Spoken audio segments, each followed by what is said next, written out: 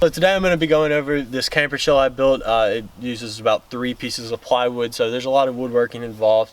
And I'll be going over, say, how I put the roof rack in, the hidden compartments, the electrical system, and why I chose this design. If you need more information on, say, like measurements or how I built it in general, just leave a comment or email me, and I'll try to draw something up and get it to you. This is a 2013 F-150, by the way, if you're wondering whether it would work on yours.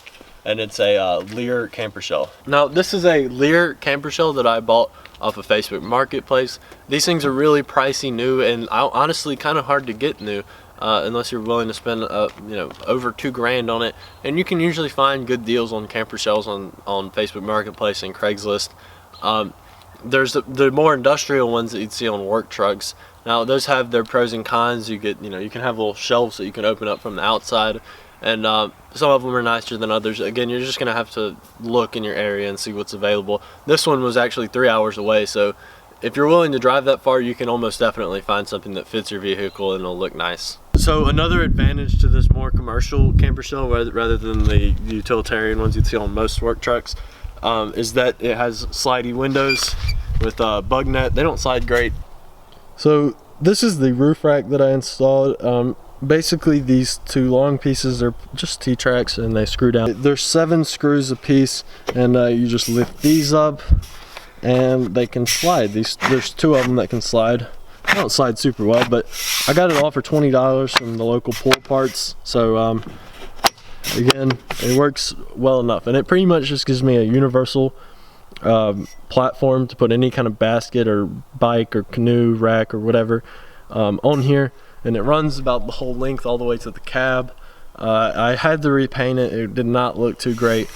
A typical Ford Expedition only comes with 2 cross pieces, but I found 2 of them there, so I took one of the removable ones and added it to this one.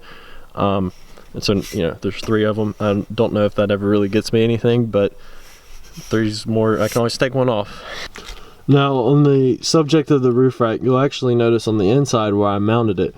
And I'm actually really glad that it turned out like this, because it gave me a place to mount this cargo net and any other pieces that I might want to mount in the future, such as a board across this side and this side, just by tightening a nut onto the end of the board where they stick down. And I have corks on those because I keep hitting my head on them. Now, these wooden strips right here may not seem necessary, but they actually, the way that the roof rack worked, this camper shell has either it's insulated or it has plywood on it, but I'm not sure, because it's, like I said, it's used and there wasn't really any markings on it. And so the screw went, say this is the board that sticks down, the screw is like right where the end of my finger is right here, and you can't tighten anything on that. So what I did was I made this board that has a thicker piece right here and a thinner piece right here, and then I just held it in place while I drilled the holes, and so the screws actually hold that up, and I caulked it so that no water would get through, and that way the screw has something tighten, like something good to tighten on, and there's 14 of them, so I think it's held on there plenty good enough. Now, these strips also gave me a place to mount the lights. The lights are just those ones you get from Walmart that plug into USB and you can change the color, but you can't really see them all too well in the day. You can see what they're doing here. I can change the color. I'll show another video at night where you can really see it. So unlike a lot of other truck campers that I'm guessing if you're watching this video, you've probably seen a lot of the YouTube videos about them, but they'll put their bed up and have drawers that come out. Now, if you want to buy 6-foot drawer slides, especially 2 of them, well, I think one pair is maybe $200 something, might be more. And that's, you probably want 2 of them. And that's if you want to get all the way back. And if you don't do that, then you just pull out the drawer and then have like its own storage compartment. But my thing there was like, I really want the headroom, and I can sit down on my butt in there and have plenty of headroom, even under the cargo net, and have even more when there's not the cargo net, which to me is, it makes it roomier in there. You can sit in there if it's raining, and just multiple, if you have to lay down to get in there, you're not going to have multiple people in there ever, because you don't want like 4 people laying down in the bed of the truck. So to do that, like obviously I'm missing out on a lot of storage from not having those drawers in there. So I just have these cases from that have been laying around my house. This one I just have some general cooking stuff in. Nothing special. And then this one just some general camping stuff. And those I just throw on top of the mattress, and then whenever I get out to camp, I can just put them under the truck or whatever. And they're waterproof, it seems, is the most part. It's also, there's an advantage to if you pull up to a campsite and then there's a picnic table, you can take your stove and take all your cooking stuff to the picnic table and like sit and eat there instead of just having to work all right here. That makes things a little convenient. These are actually the tie down points that were in the truck before. I had to take them out to make room for this, and they were just attached to the walls, and I like how they look, so I decided to put them right here. This mattress is it was kind of hard to find because, you know, most of the mattresses you look at are twin or full size.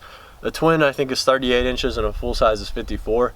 This is a 48 inch wide mattress. It's made for like semi trucks, and then they have the little camping, or the not camping, but a place to sleep in the back. It's some company on Amazon that was selling that. It took me forever to find it. It's about 5 inches thick. I mean, it's not crazy, but it's plenty enough. And yeah, I designed these to be 48 inches apart. And as you can see here, the 48 inch wide mattress is pretty snug between them, so everything stays all tucked in. Before I get into the mumbo jumbo of how I built it and all that kind of stuff, I want to just kind of show you what it's comprised of.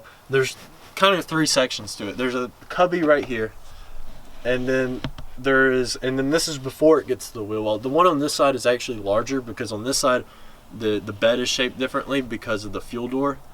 Now next you'll notice this shelf right here. This one just has these little fold out camping chairs in it.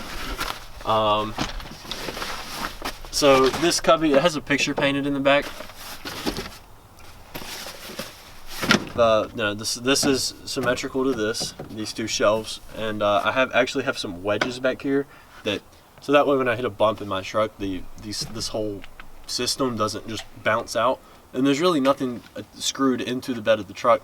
It's all just, I mean, these 2 pieces are wedged apart, and there's wedges between the wheel well and this, and it all weighs like 300 pounds. There's wedges between the bottom of the bed lip and this. I mean, it's not going to move anywhere.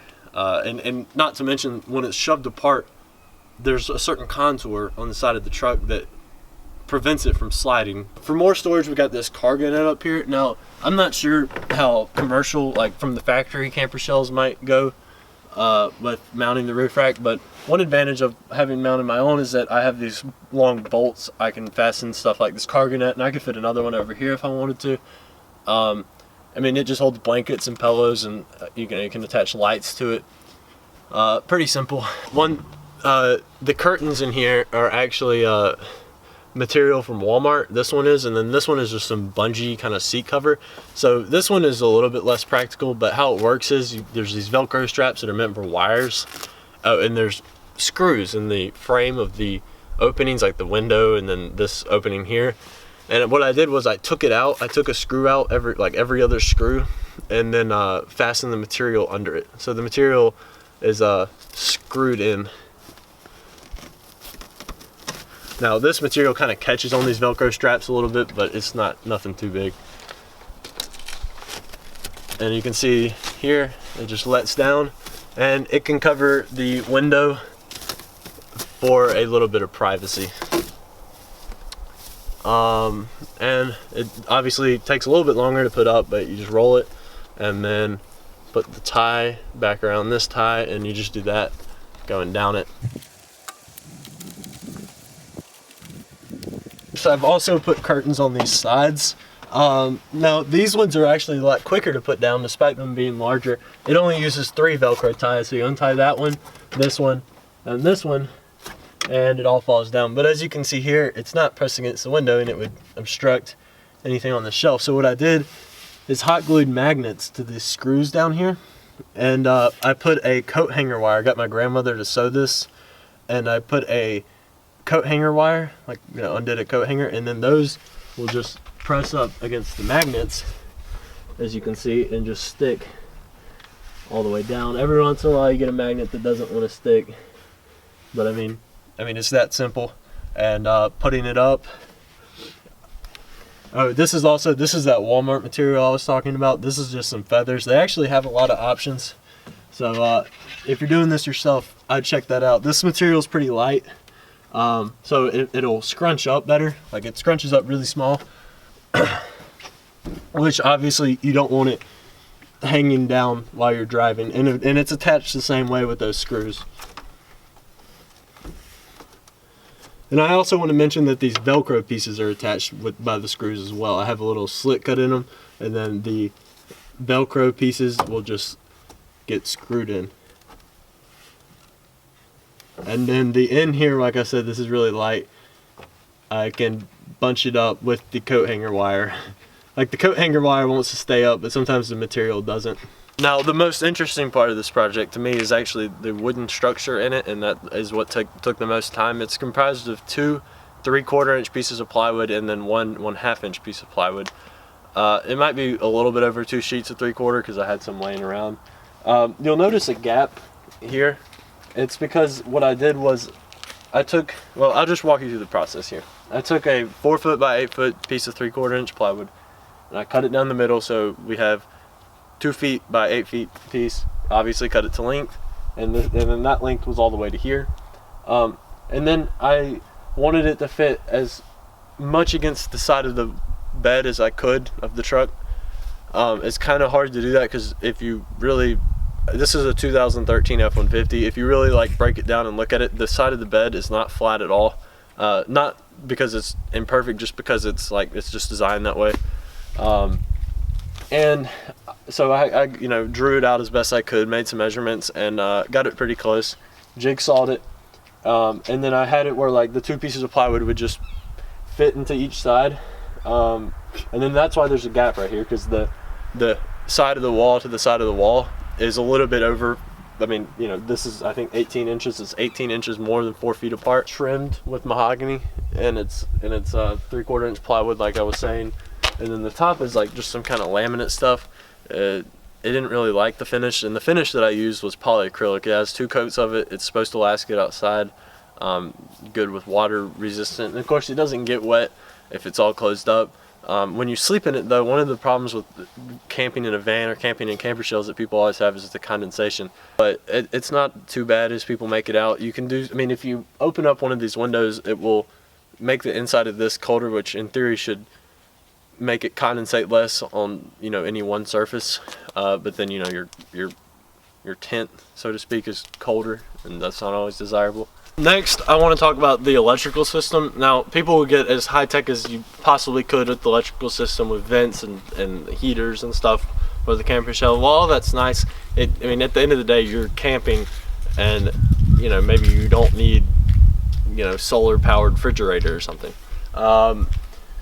And so all I have here is, it all runs off of one USB port. So anything like any kind of portable battery bank, you can get these as big as you want to buy them.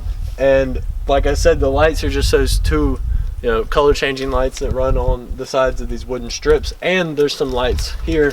They're just stuck between the plastic and the window. There's a little gap there where I could stick the end of the lights. And that worked out well.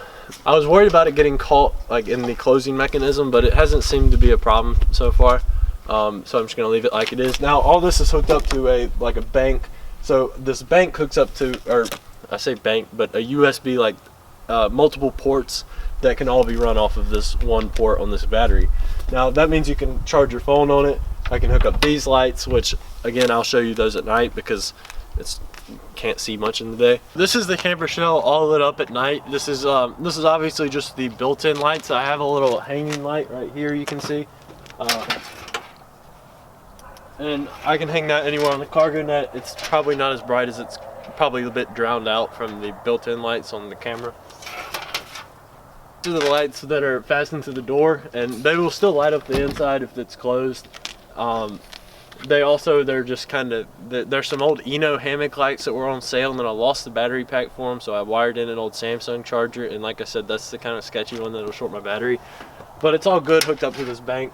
And then if I just want the inside plugged up, because these will obviously drain a lot more energy, then, well, this is what it looks like. there's a little remote that comes with these lights. Oh, I just turned them. Anyway, and I can change the color. I mean, not super practical, but obviously white's the brightest color.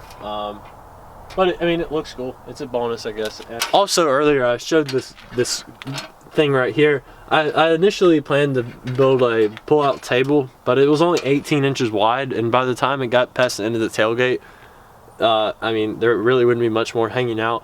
And I didn't want to go to the store and get another piece of plywood, so right now it's just a gap. It's not hurting anything, but I could put a table there.